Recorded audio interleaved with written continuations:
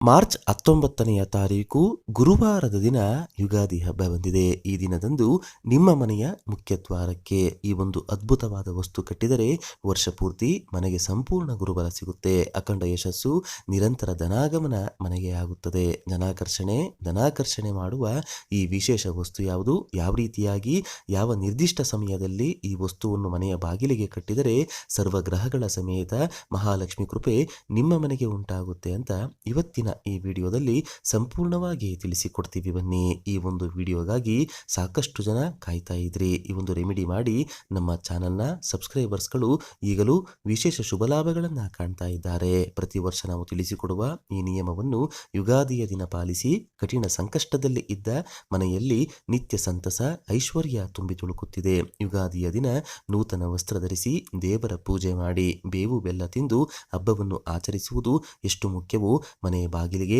ಇದನ್ನು ಕಟ್ಟಿ ಪೂಜಿಸುತ್ತಾ ಬರುವುದು ಕೂಡ ಅಷ್ಟೇ ಮುಖ್ಯ. ಎಷ್ಟೋ ಜನರ ಮನೆಯಲ್ಲಿ ಕೇಳಿರ್ತೀರಾ, ಅವರ ಮನೆಯಲ್ಲಿ ಅದೆಷ್ಟೋ ವರ್ಷಗಳ ಕಾಲ ಶುಭ ಕಾರ್ಯಗಳೇ ನಡೆದಿರೋದಿಲ್ಲ. ಮದುವೆ ವಯಸ್ಸಿಗೆ ಬಂದ ಮಕ್ಕಳಿಗೆ ಮದುವೆ ಭಾಗ್ಯ ಕೂಡಿ ಬರ್ತಿರೋದಿಲ್ಲ. ಇನ್ನು ಕೆಲವರಿಗೆ ಮದುವೆಯಾಗಿ ಎಷ್ಟೇ ವರ್ಷಗಳಾಗಿದ್ರೂ ಸಂತಾನ ಫಲ ಇರೋದಿಲ್ಲ. ವರ್ಷ ಎಷ್ಟೇ ಕಷ್ಟಪಟ್ಟು ದುಡಿತಾ ಬಂದರೂ ಬಡತನದಿಂದ ಮುಕ್ತಿ ಸಿಗ್ತಾ ಇರೋದಿಲ್ಲ. ಮನೆ ತುಂಬ ಕಷ್ಟಗಳು, ಸಾಲಗಳು, ಅನಾರೋಗ್ಯದ ಸಮಸ್ಯೆಗಳು ತಾಂಡವ ಆಡ್ತಾ ಇರುತ್ತೆ. ಮನೆಯ ಯಜಮಾನ ದುಡಿಯೋಕೆ ಅಂತ ಹೋಗಿ ಯಾವ ಕೆಲಸಕ್ಕೆ ಕೈ ಹಾಕಿದ್ರೂ ನಷ್ಟ. ಹೊಸದಾಗಿ ಏನು ಶುರು ಮಾಡೋದಕ್ಕೆ ಹೋದ್ರೂ ಕೂಡ ಅದರಿಂದ ಕಷ್ಟ, ಕಣ್ಣೀರು ಹೆಚ್ಚಾಗ್ತಾ ಇರುತ್ತೆ. ಮಕ್ಕಳ ವಿದ್ಯೆಯಲ್ಲಿ ಏಳಿಗೆ ಇರೋದಿಲ್ಲ. ದುಡಿದದ್ದು ಕೈನಲ್ಲಿ ನಿಲ್ಲೋದಿಲ್ಲ.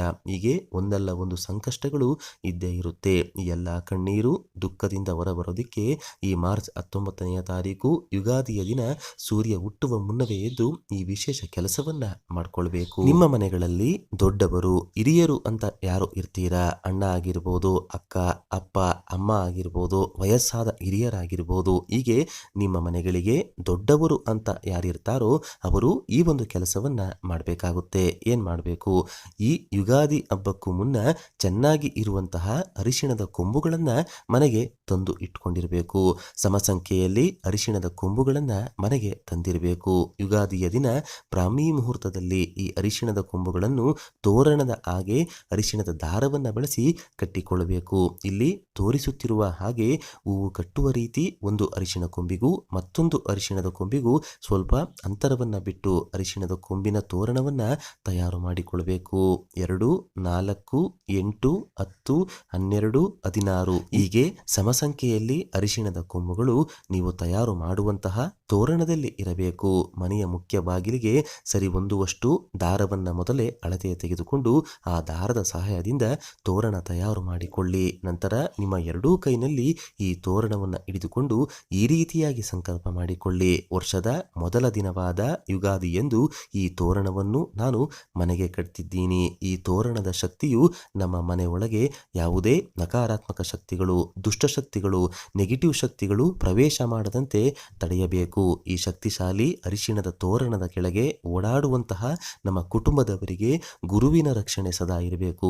ಸರ್ವ ಕಾಲಕ್ಕೂ ಸರ್ವ ವಿಧವಾದ ಯಶಸ್ಸು ಸಿಗಲಿ. ಮನೆಯ ಯಜಮಾನಿ ಮಾಡುವಂತಹ ಕೆಲಸಗಳಿಂದ ಮನೆಯ ಏಳಿಗೆಯಾಗಿ ಶೀಘ್ರವಾಗಿ ಅಭಿವೃದ್ಧಿಯನ್ನ ಕಾಣಲಿ. ಮಾಟಮಂತ್ರ, ಅಕ್ಕಪಕ್ಕದವರ ದೃಷ್ಟಿ, ನರದೃಷ್ಟಿ, ನರದೋಷಗಳಂತಹ ಕಠಿಣ ಶಕ್ತಿಗಳು ಮನೆಗೆ ತಾಕದಂತೆ ಶತ್ರುಗಳ ಕಣ್ಣು ನಮ್ಮ ಮೇಲೆ ಬೀಳದೆ ಇರಲಿ ಎಂದು ನಿಮ್ಮ ಇಷ್ಟದೇವರ ಹೆಸರು ಮಹಾಲಕ್ಷ್ಮಿ ದೇವಿ ಹಾಗೂ ಗುರುವಿನ ಹೆಸರಿನ ಜೊತೆಗೆ ನಿಮ್ಮ ಕುಲದೇವರ ಹೆಸರನ್ನು ಹೇಳಿಕೊಳ್ತಾ ನಮಸ್ಕಾರ ಮಾಡಿಕೊಳ್ಬೇಕು, ಪ್ರಾರ್ಥನೆ ಮಾಡಿಕೊಳ್ಬೇಕು. ಇದಾದ ನಂತರ ಈ ಅರಿಶಿಣದ ಕೊಂಬಿನ ತೋರಣವನ್ನು ಮಾವಿನ ತೋರಣ ಎಲ್ಲಿ ಕಟ್ತೀರೋ ಅದೇ ಜಾಗದಲ್ಲಿ ಕಟ್ಟಿಕೊಳ್ಬೇಕು. ಈ ಅರಿಶಿಣದ ತೋರಣವನ್ನು ಎಷ್ಟು ದಿನ ಬೇಕಾದರೂ ನಿಮ್ಮ ಮನೆಯ ಬಾಗಿಲಿನಲ್ಲಿಯೇ ಬಿಡಬಹುದು. ತಾನಾಗಿಯೇ ಈ ತೋರಣ ಒಣಗಿದರೆ ಅಥವಾ ಬಾಗಿಲಿನಿಂದ ಬಿದ್ದರೆ ಆಗ ಮನೆಗೆ ಸಮೀಪ ಇರುವಂತಹ ಯಾವುದಾದರೂ ಮರಗಿಡಗಳು, ದೈವ ವೃಕ್ಷಗಳ ಬುಡಕ್ಕೆ ಹಾಕಿ ಬರಬಹುದು. ಇಲ್ಲವಾದರೆ ಮುಂದಿನ ಯುಗಾದಿಯ ತನಕವೂ ಈ ತೋರಣ ಬಾಗಿಲಿನಲ್ಲಿಯೇ ಇರುವಂತೆಯೇ ಕೂಡ ನೀವು ನೋಡಿಕೊಳ್ಳಬೇಕು.